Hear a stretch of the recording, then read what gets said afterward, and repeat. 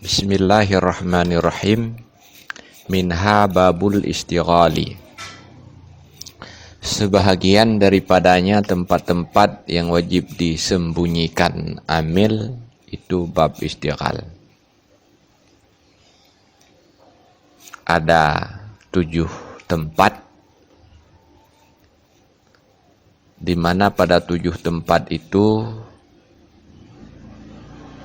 terdapat kalimat yang di-i'rab untuk maf'ul, akan tetapi amilnya tidak boleh disebutkan atau amilnya mesti dibuang.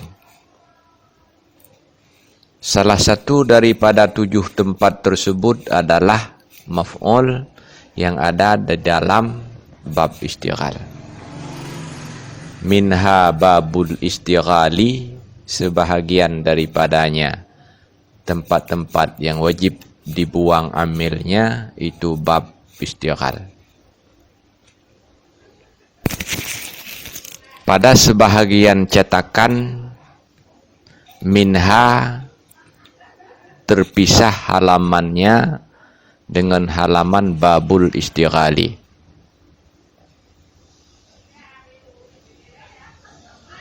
Cetakan ini menimbulkan kebingungan sebahagian pelajar-pelajar baru. Penyebabnya karena mereka menganggap bahwa minha itu hubungannya kepada ma qablah, bukan hubungannya kepada ma ba'dah.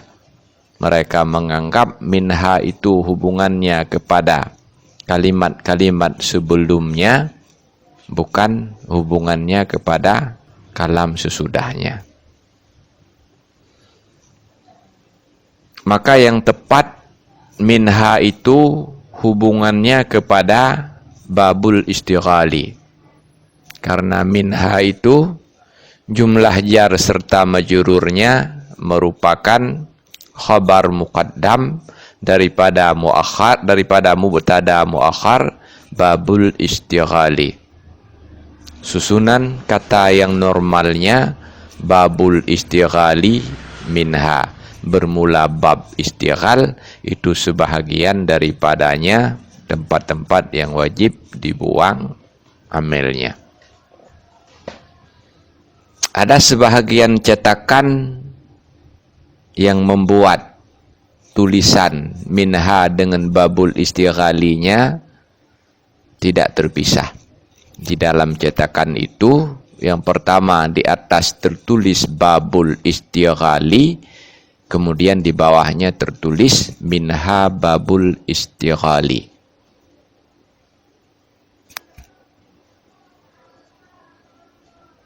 Wa hakikatuhu ayataqaddama ismun wa yata'akharu anhu fi'lun aw wasfun mustaghilun bil amali fi dhamiril ismi sabiqi aw fi mulabisihi anil amali fi ismi sabiqi.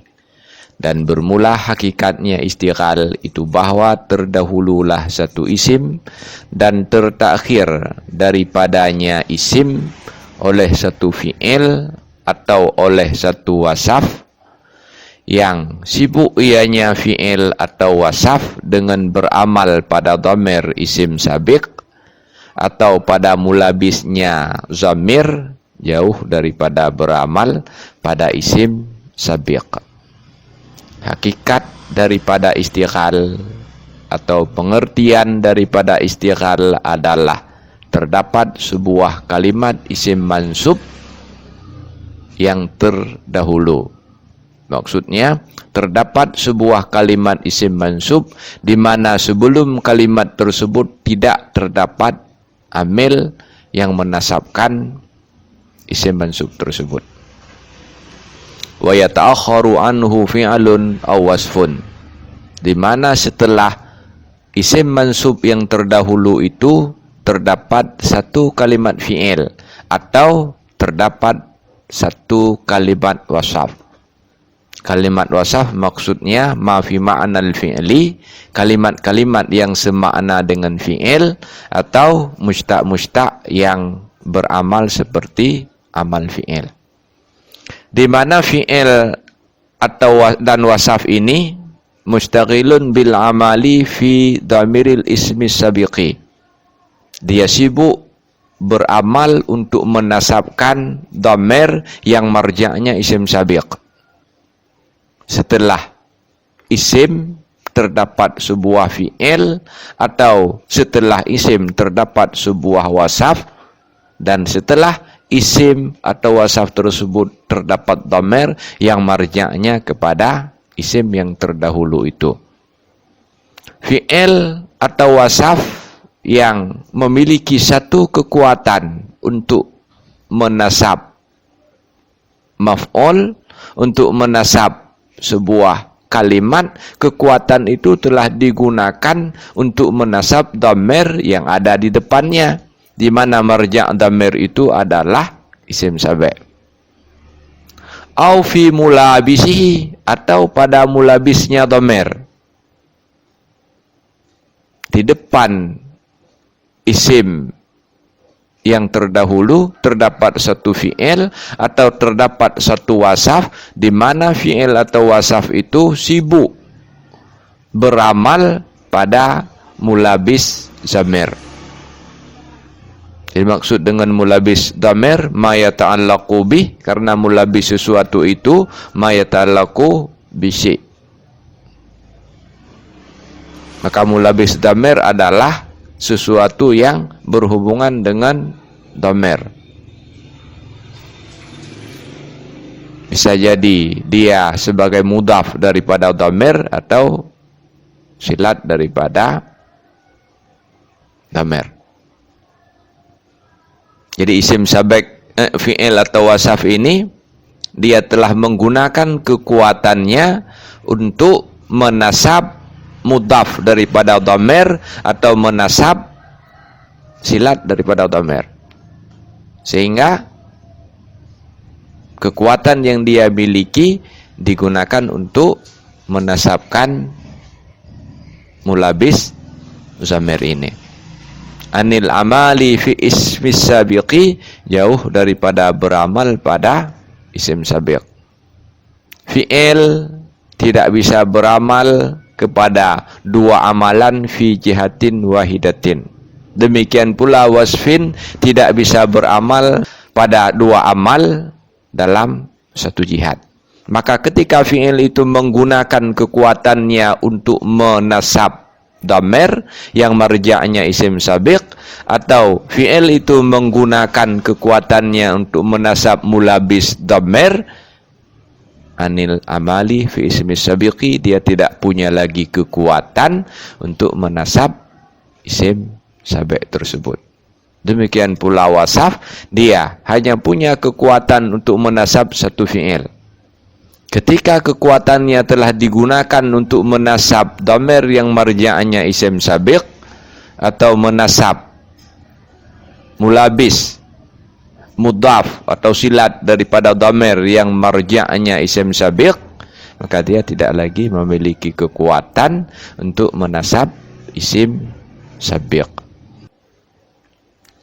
Jadi hakikat istighal itu ada satu isim mansub yang terdahulu, sesudahnya ada satu fi'il atau ada satu wasaf, di mana fi'il dan wasaf ini telah menggunakan kekuatannya untuk menasab dhamir yang kembali kepada isim sabiq, atau menasab mulabis dhamir yang kembali kepada isim sabiq, sehingga dia tidak lagi memiliki kekuatan untuk menasab isim sabiq tersebut. Di dalam ta'rif istighal ini terdapat dua au. Yang pertama au yang ada di antara fi'lun au wasfun, yang kedua au yang terdapat pada dhamiril ismi sabiqi au fi mulabisihi. Dalam aturan qaulus syarih atau dalam aturan ta'rif sebagaimana dijelaskan dalam ilmu mantiq, tidak boleh terdapat au. Dalam ta'rif tidak boleh terdapat kalimat au. Yang dimaksud di dalam ta'rif tidak boleh terdapat au adalah au yang maknanya lisyak. Karena ta'rif itu sesuatu yang pasti, maka tidak boleh dimasuki sesuatu yang mengisyarahkan kepada adanya keraguan. Sedangkan au yang bukan untuk syak, yaitu au yang berfaedah untuk anwa, untuk tanwi', dia dibolehkan berada di dalam ta'rif. Maka au di sini fi'lun aw wasfun fi dhamiril ismi sabiqi au fi mulabisihi. Kedua au ini adalah au lit tanwi'. Maka pengertiannya istighal itu ada 4 macam. Pertama, dia bisa jadi pada fi'il. Yang kedua, bisa terjadi pada wasaf.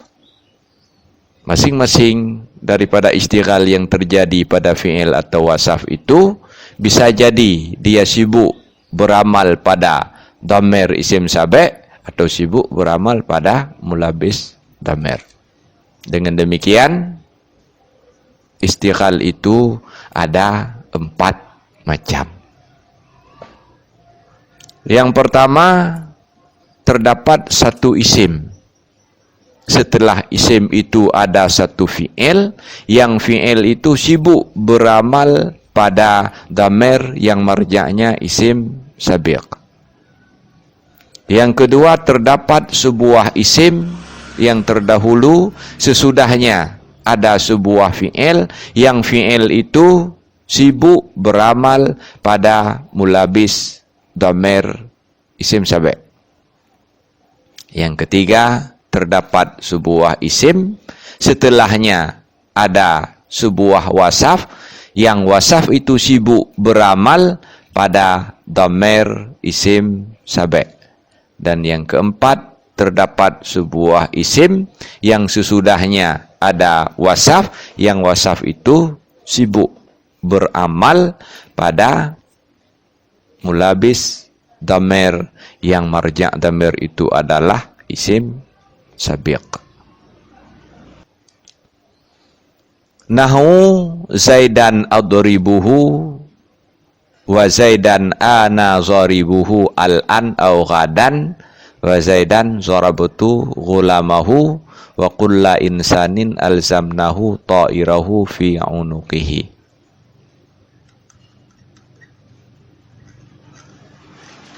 Contoh yang pertama bermula demikian, itu seumpama Zaidan akan Zaid, adribuhu aku pukul akannya Zaid.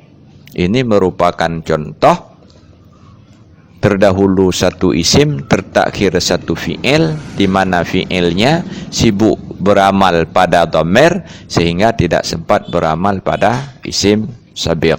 Zaidan ini isim sabiq, adribu fi'il, kemudian hu yang marja'nya Zaidan merupakan dhamir yang kembali kepada isim sabiq. Maka fi'il adribu dia hanya memiliki satu kekuatan, yang kekuatan itu telah digunakan untuk menasab hu, dhamir yang marja'nya isim sabiq, sehingga Zaidannya tidak bisa lagi dimansubkan oleh adribu. Wa Zaidan ana dharibuhu al-an au ghadan, dan akan Zid aku bermula aku itu yang memukul akannya Zid. Dan akan Zid ana dharibuhu bermula aku itu yang memukulnya si Zaid. Ini contoh untuk wasaf yang sibuk beramal pada dhamir yang marja'nya isim sabiq. di Zaidan isim mansub, kemudian dharibun wasaf, yang dharibun ini memiliki satu kekuatan, dan kekuatan itu telah digunakan untuk menasabkan hu yang merupakan dhamir daripada Zaidan sebagai isim sabiq, sehingga dia tidak lagi memiliki kekuatan untuk menasabkan kalimat Zaidan. Al-an au ghadan, sekarang atau besok, ini merupakan isyarah bahwa isim fa'il atau wasaf secara umum dia tidak bisa beramal kalau tidak ada alnya, kecuali berzaman hal atau berzaman istiqbal. Wa Zaidan darabtu ghulamahu, dan akan sisit telah aku pukul akan sahayanya si Zaid. Ini merupakan contoh tertakhir satu fi'il, di mana fi'il itu sibuk beramal pada mulabis dhamir. Daraba adalah fi'il yang dia memiliki satu kekuatan, dan kekuatan itu telah digunakan untuk menasabkan ghulama yang merupakan mulabis daripada hu. Ghulama adalah mudhaf daripada hu, sehingga ghulama ini disebut dengan mulabis daripada dhamir yang marja'nya isim sabiq. Seperti kita jelaskan tadi, makna mulabis adalah ma yata'allaqu bih, sesuatu yang berhubungan dengan dhamir itu. Di sini ghulama merupakan mulabis daripada dhamir, yaitu mulabis daripada hu yang marja'nya Zaidan, karena ghulama ini berhubungan dengan hu karena dia merupakan mudhaf daripada hu sebagai dhamir tersebut. Di darabtu wa Zaidan darabtu ghulamahu, ini merupakan contoh tertakhir satu fi'il, dan fi'il itu sibuk beramal pada mulabis dhamir. Wa kulla insanin alzamnahu ta'irahu fi unuqihi, dan akan tiap-tiap insan kami lazimkan akannya tiap-tiap insan akan suratannya tiap-tiap insan pada lehernya tiap-tiap insan. Ini merupakan contoh daripada tertakhir sebuah fi'il, di mana fi'il itu sibuk beramal pada dhamir yang kembali kepada isim sabiq, dan sekaligus menjadi contoh tertakhir satu fi'il yang sibuk beramal pada mulabis zamir yang marja'nya isim sabiq. Setelah melihat semua contoh-contoh yang dibuat oleh musannif, ternyata dari 4 bagian istighal ada satu contoh yang tidak termuat di sini, yaitu tertakhir satu wasaf, yang wasaf itu sibuk beramal pada mulabis zamir. Sedangkan untuk contoh tertakhir satu fi'il yang dia sibuk beramal pada dhamir, terdapat 2 contoh, dan contoh untuk fi'il yang tertakhir dan sibuk beramal pada mulabis dhamir juga ada 2 contoh. Karena contoh yang terakhir wa kulla insanin ini bisa menjadi contoh untuk 2 macam yang tertakhir fi'il. Bisa menjadi contoh untuk yang tertakhir fi'il sibuk beramal pada dhamir, sekaligus bisa menjadi contoh untuk tertakhir fi'il yang sibuk beramal pada mulabis dhamer. Karena alzamna ini dia muta'addi kepada dua maf'ul, maka dia memiliki dua maf'ul. Maka untuk maf'ul yang pertama menjadi satu contoh, untuk maf'ul yang kedua menjadi satu contoh. Alzamnahu, alzamna ini yang pertama dia sibuk beramal pada hu yang marja'nya kulla insanin, sehingga dia menjadi contoh daripada tertakhir satu fi'il yang fi'il itu sibuk beramal pada dhamer yang marja'nya isim sabi', tersibuk beramal pada dhamer isim sabi'.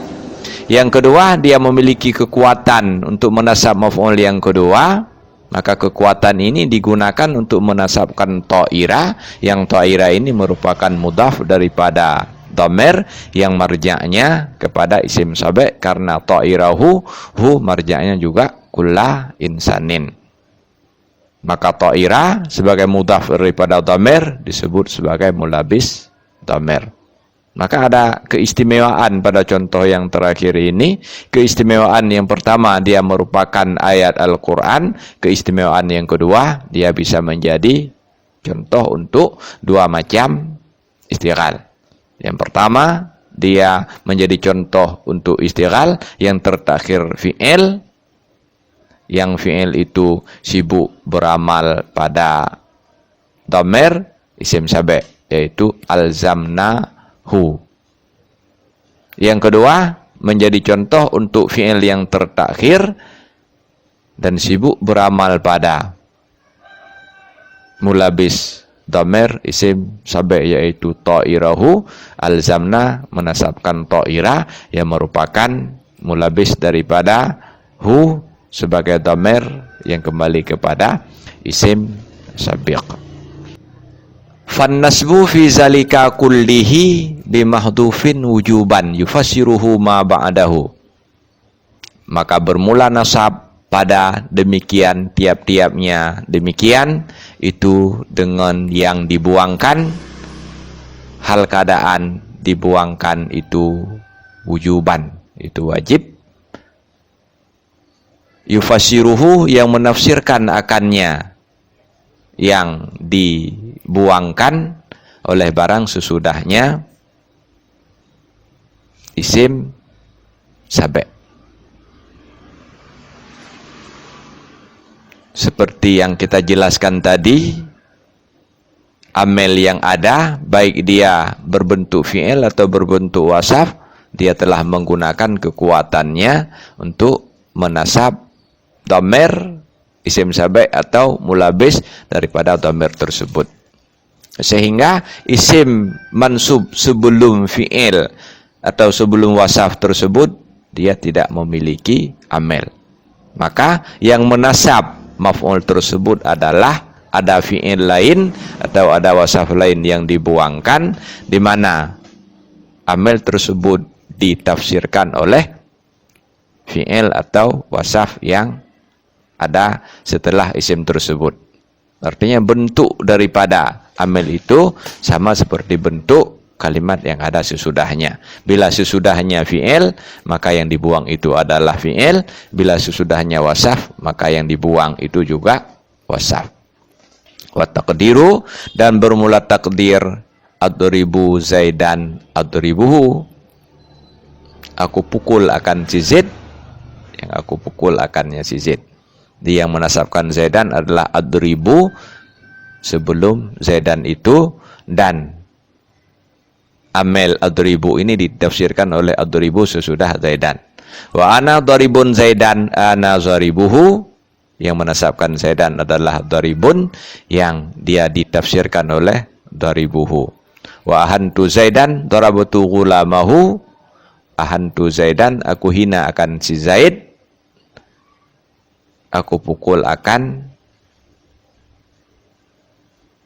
sahayanya si Zaid. Ahantu ini ditafsirkan oleh zarabtu ghulamahu karena peristiwa memukul ghulam itu merupakan salah satu penghinaan. Maka menafsirkan atau menunjukkan bahwa Zaidan itu dinasabkan oleh ahantu. Yang jelas dia dinasabkan oleh fi'il karena ditafsirkan oleh fi'il sesudahnya. Wa alzamna kulla insanin alzamnahu, dan kami lazimkan akan tiap-tiap insan, alzamnahu di kulla insanin, ini dinasabkan oleh amil yang dibuangkan, yaitu alzamna, yang ditafsirkan oleh alzamna sesudah isim sabek tersebut. Kekeliruan yang sering terjadi pada sebahagian pelajar baru sehingga menyulitkan dalam memahami istighal ini, yang pertama pada menerjemahkan kalimat al-istighal. Al-istighal yang tepat kalau diterjemahkan ke dalam bahasa Indonesia adalah sibuk, bukan bimbang. Boleh diterjemahkan al-istighal dengan terjemahan bimbang, tapi dia dipahami dalam bahasa Melayu, bukan dalam bahasa Indonesia. Maka kerancuan yang sering terjadi adalah menerjemahkan istighalun dengan makna bimbang, kemudian dia dipahami sebagai bahasa Indonesia, sehingga dianggap istighal itu adalah kebimbangan. Padahal istighal bermakna bimbang dalam bahasa Melayu, dalam bahasa Jawi maknanya adalah sibuk. Kemudian kekeliruan yang kedua yang sering terjadi pada marja' dhamir au fi mulabisihi, atau pada mulabisnya dhamir. Sebahagian pelajar baru kadang-kadang mereka menjadikan marja' dhamir daripada hu ini kepada isim sabek, sehingga diterjemahkan atau pada mulabisnya isim sabek. Ini menyebabkan mereka bingung bagaimana pengertian daripada sibuk beramal pada mulabis isim sabek. Di terjemahan yang tepat, au fi mulabisihi, atau mulabisnya dhamir isim sabik. Wallahu a'lam bisawab, walhamdulillahi rabbil alamin.